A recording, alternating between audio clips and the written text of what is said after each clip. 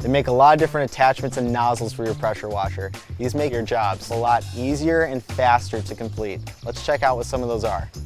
Nozzles, tips, and attachments always come with something called a quick release mechanism. But if you don't have one, I highly recommend getting one. They sell adapters at your local hardware store. It makes it so much faster and easier to switch out those different nozzles, especially in the middle of a job. When putting on a nozzle, make sure your pressure washer is off and your wand is facing outward. And this isn't necessary, but I like to release any extra pressure or water buildup before putting on that nozzle. Choosing a nozzle or a tip really depends on your project and what surface you're going to be working on.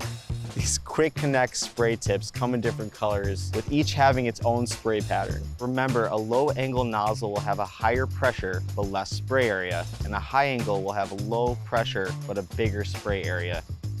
My favorite nozzle is the 5-in-1. The 5-in-1 nozzle is really convenient. All you have to do is literally rotate it and you will be able to hit up a different degree. It's a lot easier than having to take off a nozzle every time you want to use a different degree. This nozzle also has an option for applying detergent. If you're going to be cleaning a driveway, sidewalks, or a patio, I highly recommend you get a surface cleaner.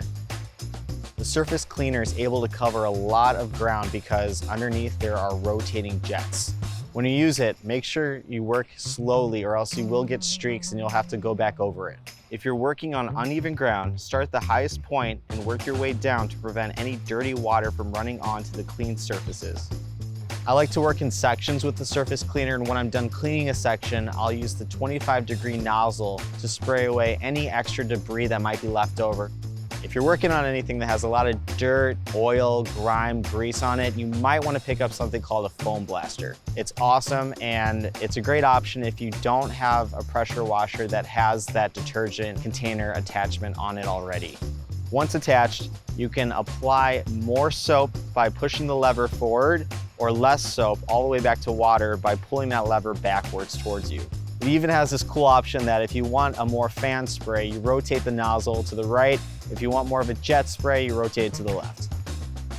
So go try out some of these attachments for yourself and see how much easier it is to complete your jobs. For more videos, check out familyhandyman.com.